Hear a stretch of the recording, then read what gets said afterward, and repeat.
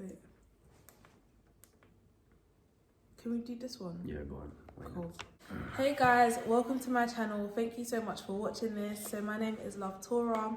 I'm joined by a special guest. Would you like to introduce yourself? My name's Lucas and I'm a second year biochemist at St. John's College in Oxford. I live in London, but I'm originally from Chile and Cuba in Latin America. More South Americans applying to Oxford because I literally don't see any of you guys here. Lucas is the only one that I know. Yeah. But anyway, before we start, I'd first of all like to thank the sponsors of today's video. So I was sent these pieces of jewelry from Luisa, and you guys can see me unboxing it and seeing it for the first time. They were absolutely gorgeous, as you can see, even prettier in person.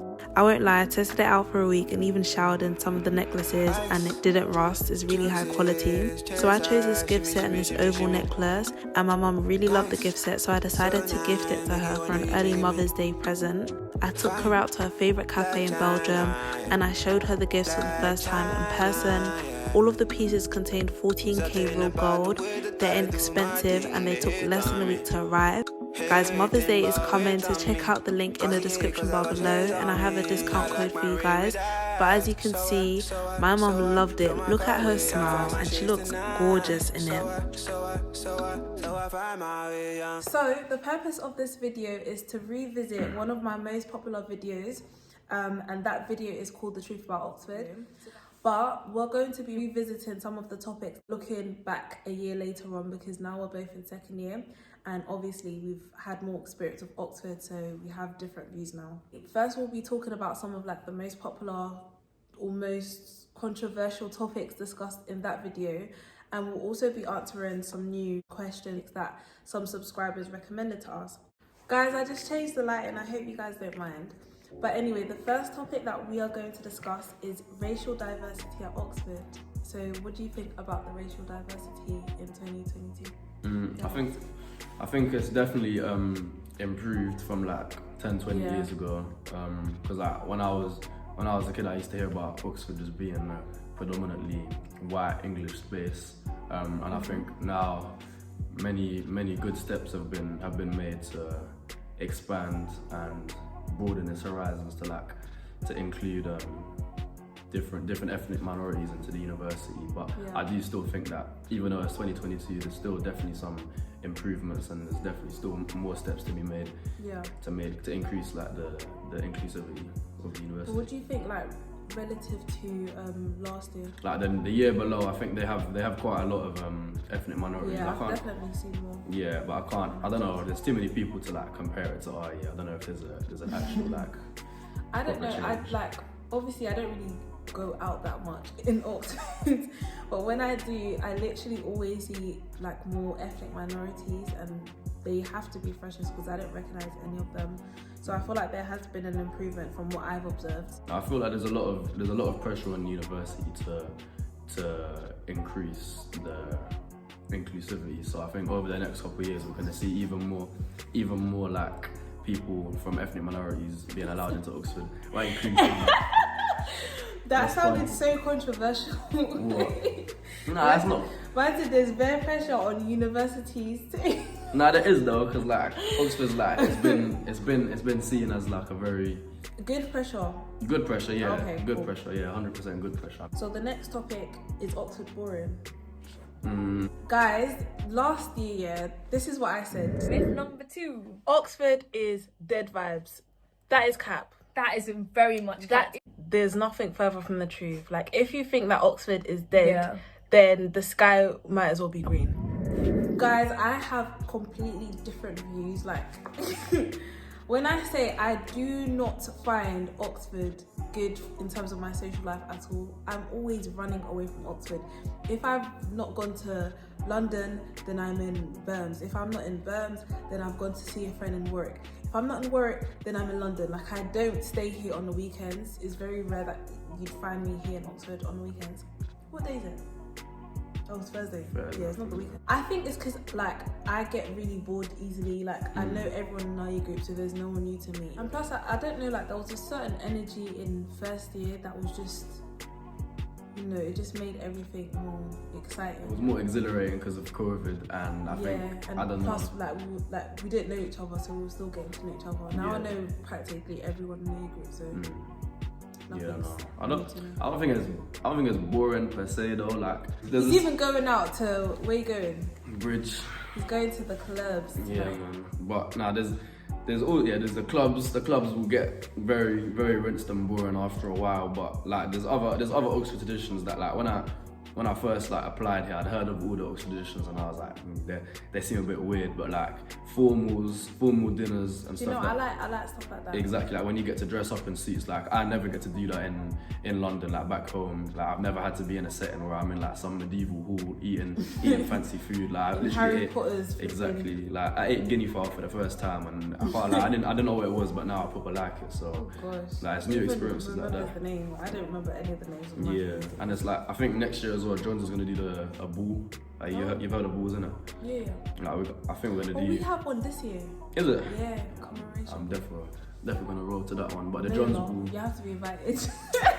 better invite me. I'm invited to the Jones one. But guys, don't be put off by my experience. I get bored very easily, so that's probably why I'm so bored. But as Lucas said, he doesn't find it as boring as I do, so everyone's different. And plus, there's so many things that you can do in Oxford. Like, we have a really nice shopping centre, so if you like shopping, then you're good. There's lots of cinemas here. I've not seen a arcade. There's one in It's a bit quaint, isn't it? it's next to the Oxford Stadium, the Kassam Stadium. Where the hell is It's pretty far. It's like 40 minutes away, but there is like an arcade and like a bowling alley. I went there the other day actually. It was good fun.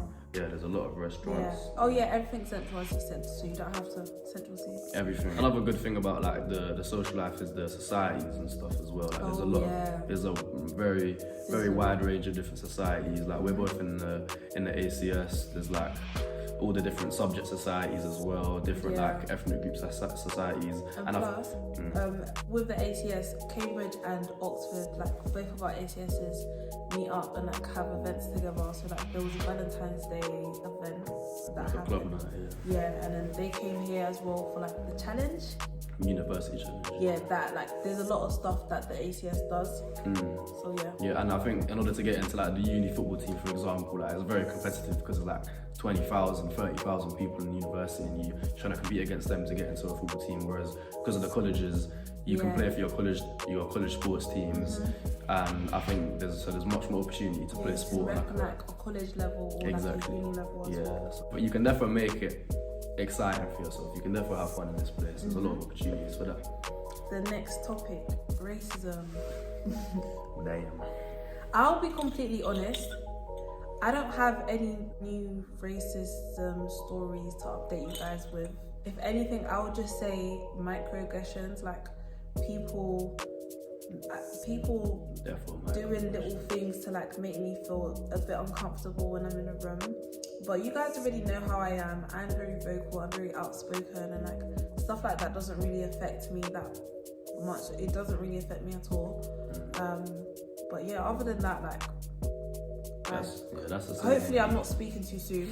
Let me not jinx this, but what about you, Lucas? Yeah, that's the same with me. I think last year, because I was mostly around people like us, like there wasn't really opportunity for too much racism, although I did see a couple of incidences that weren't directly to me, but to me and my friend. But this year I think I have experienced like personally myself. I don't want to go into too much detail, but yeah, like I have experienced some like stereotypes because of like when I say where I'm from, like when I say I'm from South America, like people tend to like as a joke make certain jokes and stuff, which I'm not a very sensitive person, so it doesn't really affect me, but like it is something that can happen. Like people, I think they get a bit too comfortable in this place, and they don't understand boundaries and stuff. It's like certain things shouldn't really be said even as a joke.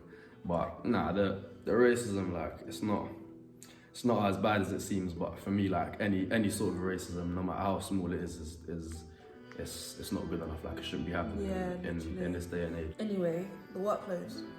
The workload, damn. That has not changed. Like, just as we said last year, it's still a lot. Yeah, again, like because of COVID last year, I think there was more freedom for us to do our work when we wanted to, because we didn't actually have many contact hours. I don't know if it's the same for you, but me personally, like my lectures they were all recorded. So I felt like I could, to an extent, I could do my lectures when I wanted to and organise my time. That's not the case with me, because I don't go to my lectures. Neither do I. I don't think it's safe. I've barely been to any lectures this time. I just watch them online because it's easier. All of them online. But I think all subjects in Oxford have a high workload because of the university. Guys, if no one has told you this yet, let me just tell you this now. You can be smart, but Oxford is not for everyone. If you know that like you crumble under a lot of pressure, maybe Oxford is not the place for you. A lot of people that apply here and a lot of people that get in, they're used to being like top of their class, smartest person. Yeah, you know, that's something else that you're gonna experience. Exactly. Like me, I've always been like one of the smartest people out of all my friends back home, innit? But here, when I got to Oxford, like, it humbled me very quickly. Like, very quickly. Because the majority of people, like, it may not be true, but it seems as if everyone is just smarter than you. Everyone just knows what they're doing. Everyone's always doing work. Exactly. But you know, a lot of other people are struggling as well. It's just no one says it. I thought I was the only one who was behind. No, everyone's behind. Don't be afraid to try and like team up with people. So for example, I have a study buddy in my course for PPEs. It's really good because it helps both of us to like learn from each other and get our work done, which is all that matters at the end. Yeah, no, Oxford has the family system where you get college brothers and sisters. I don't know if it's the same in New College, but in John's, they try and make it so that either your college mum and dad who are students in the year above, at least one of them does the subject that you do, and also your college siblings, so your brother or your sister, they try and make it so they perhaps do the subject that you do. So you already have someone, as soon as you get in, you have someone there to like kind of work with. Is it not like that? Okay, well I mean, like, yeah, it's similar, but don't be afraid as well to like make friends from other colleges that also study your course. So shout out to JC, shout out to Joyce and Rocco, because both of them do the same subject as me. Anyway, this is the last topic from last year's video. Does Oxford change your accent? You can probably tell from how we're speaking. I don't know if we've. No. I don't know. I don't know you before. Some people it does, but for me, I feel like it hasn't. Maybe marginally, and like we were talking about how we feel like it's changed how we articulate our sentences and like how we articulate ourselves, but not really our accent. Yeah, no, like I think being around like very smart people, it can broaden your vocabulary and like open up your mind. And writing essays for Exactly, yes. But I think in terms of accent and how we like the way we speak, like the words we use, I don't think it changes it too much. But do you know what, guys? I won't lie. There's one thing that I've struggled with, especially in my tutorials, translating slang to, regular. Yeah, no, I can't lie. I've dropped a couple of slang words in my tutorials. I was about to say like deep the fact that No, I say bear and stuff like that in my tutorials. My tutors always, I don't even realise I'm using that type of language, but like I always clock when my tutors are looking hella confused at me. I need to stop myself. That's funny. Okay, so in terms of the new topics and questions that we're going to discuss, have you guys received any privileges from Oxford? Privileges? I have. Go on, you do yours first. Like, guys, I'm not even joking. It must have been at least the second week, of Oxford, and a recruiter reached out to me on LinkedIn and tried to offer me a job. I didn't know how legitimate it was, but the fact that it came from LinkedIn, I was like, right. And as well, at least two recruiters have reached out to me since I've come to Oxford. One of them is from a global huge firm. But yeah, I'm obviously not going to expose the firm, but there's a lot of opportunities for us because of the university that we're at. Like obviously the biochem department is state of the art. Like there's very good labs there. We've also got the 2 hospitals, John Radcliffe and the Churchill, that have like big academic sites where you can do like internships and stuff like that. So and also we've got like links to universities all around Europe and in the States as well. So there's opportunities for like internships and to get like different work experience from there, just because of the university that we're from. But also because of the college I'm at, St. John's, we are like prestigious college. I think we're probably the richest college in Oxford. Tied with Christchurch. Christchurches, okay? It's debatable. No, Christchurch. But I mean, if you look around the room that we're in now, you can see that John's. Listen, Christchurch. Do you know what? I might even put extra stuff for you guys because Cohen actually slaps. Right? Cohen doesn't determine how much money you have. But anyway, like John's is one of the richest colleges. So we have a lot of money. Well, the college has a lot of money at their New disposal. college is first. Yeah, I'm pretty sure. Yeah, new college. So there's like academic grants and stuff. So we can like get reimbursed for like textbooks, iPads, laptops, different educational stuff that we need. The college will reimburse it. We also have there's one like broadening horizon scheme, I think it's called, where they'll literally pay for you to go to a country and all you need to do is learn about their culture and then write an essay at the end about like your experiences and how your horizons were broadened. But John's will literally finance all of that for you. Like, you have quite a lot of privileges. Like, I've never been able to say that I have a lot of money at my disposal in my life. This is the first time I've been able to brag about how rich my college is and violate other colleges for being broke. All the colleges have schemes in order to like help you financially. Not all of the colleges can afford those. You'll be surprised. Like, some of the colleges that you'd think won't be able to afford it. Like, I'm hearing these men are getting their like electronics paid for and stuff like that. Is there a strong drinking culture at Oxford? Yes, I think there's definitely a strong drinking culture here. I think there's a lot of events that are put on Trying to get me drunk. that involve a lot of alcohol. Could be a good or a bad thing, and I mean not even just the events that are put on by the university, just the students here. And I feel like it's because of the amount of academic pressure that they're under. So like when they let loose, they go all the way. Exactly. But yeah, there definitely is a strong drinking culture. Yeah, no, I don't think the drinking is so much that you're forced to drink. Like if you're a non-drinker, you don't have to drink. No one's forcing you to. Peer pressured. Exactly. Unless you have certain friends that do that. But exactly. If anything, it's free entertainment. You can stay sober, while everyone else around you just gets slammed off their face, and you can just laugh at them. So yeah, no one's making you drink. Fun fact: apparently the tutorials used to start off with alcohol. That's what a tutor who was an undergrad here told me. You know, that's one of the most fun things as well, like drinking with your tutors. Like I haven't really had the opportunity to drink with. Have you not drunk with your tutors? No. Have you not done like subject dinner? No.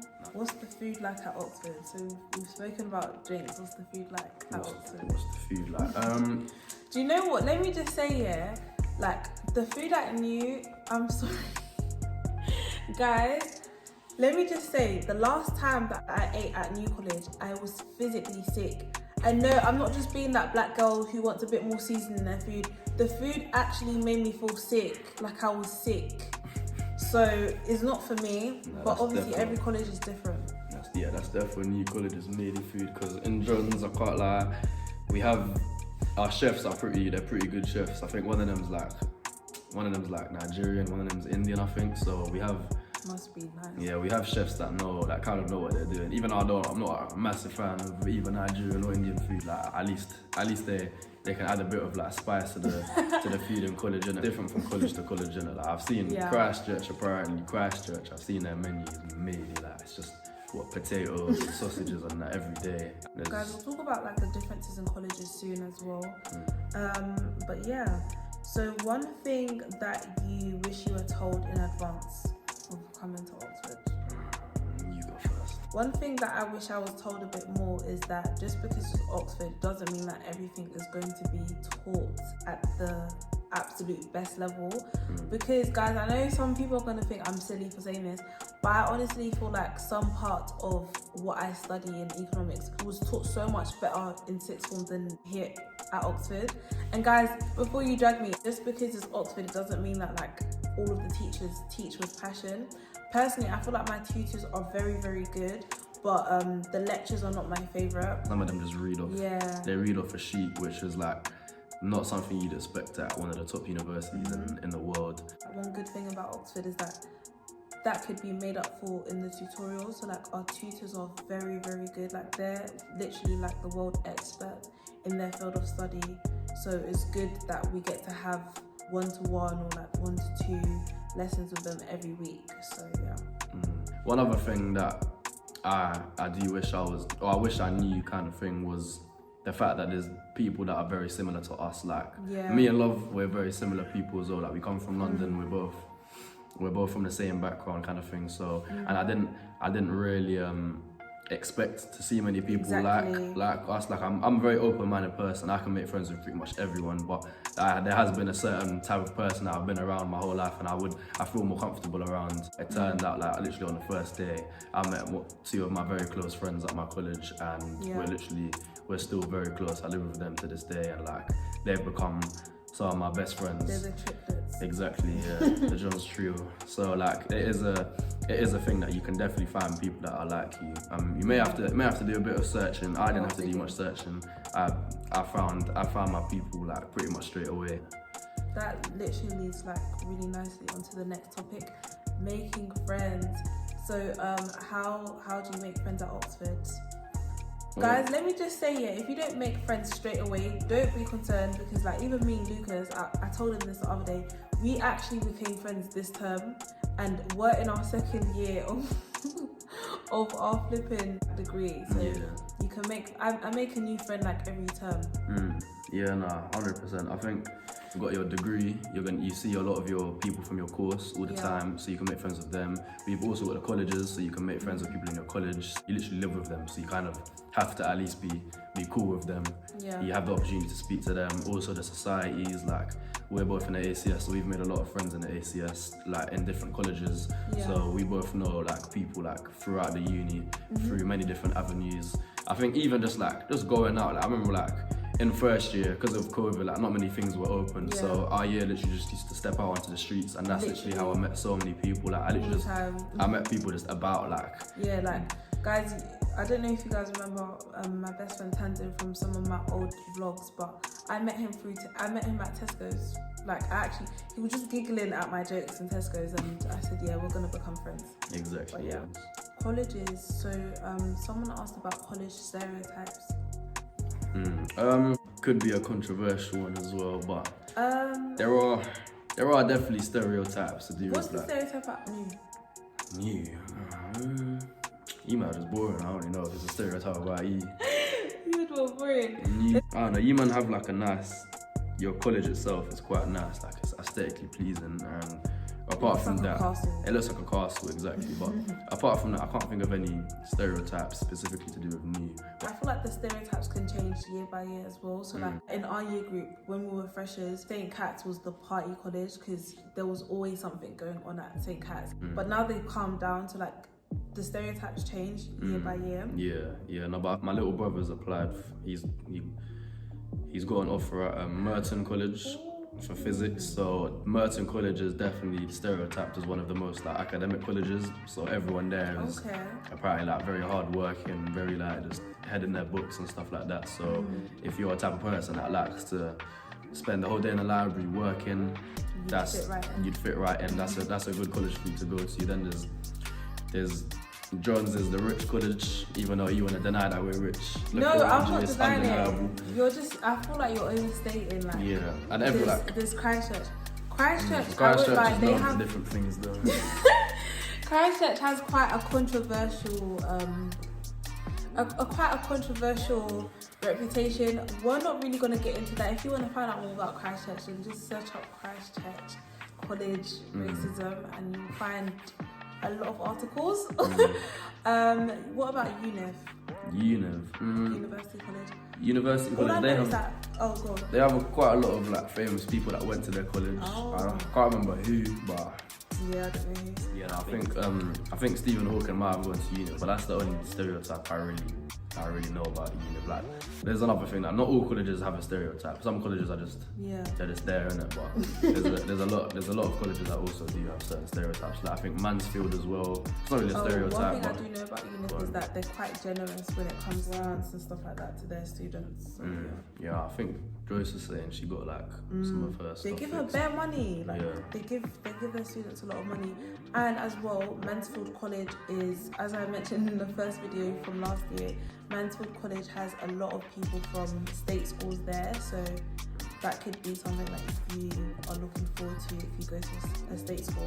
Exactly. Don't bother speaking to students who go to the college that you're interested in, because they're only going to say nice things. They're just going to guess it up. College, So you have to kind of leave it up to yourself to formulate your own opinion. To like look at how he's spoken about John this whole video. Exactly. Like if you ask me, should I go to John's? I'll definitely tell you yes, but that's the same answer you're going to get from everyone at all the different colleges. Posh people. Someone asked about posh people. Guys, even the term, I don't know if certain people would find it derogatory, so if you do, I apologize on behalf of this subscriber. But I do want to say that I've met some of the loveliest people ever that, you know, others would consider as posh. So don't judge a book by its cover. All of the quote-unquote posh people that I've met here are honestly so lovely. Exactly. In the video that I made last year, I spoke about one person who was quite snobby, but that's just one out of how many that I've met. Yeah, no, same with me. I think obviously you have to remember, us describing people as posh, the posh people can also look at us and think and use words against us, saying like, oh, they're rowdy or whatever. Like, I don't know what words they describe us, but I think me and Prez people definitely look at us and think, yeah, they're definitely rowdy and too noisy and stuff. But like in general, when you get to know them, all the quote unquote posh people here, they're so nice. Like I've rarely met like a posh person that's like proper annoying. And if I have met them, I'll just ignore them. It's very easy to ignore people in this place. Like if you don't want to be friends with someone, just don't chat to them. It's that simple.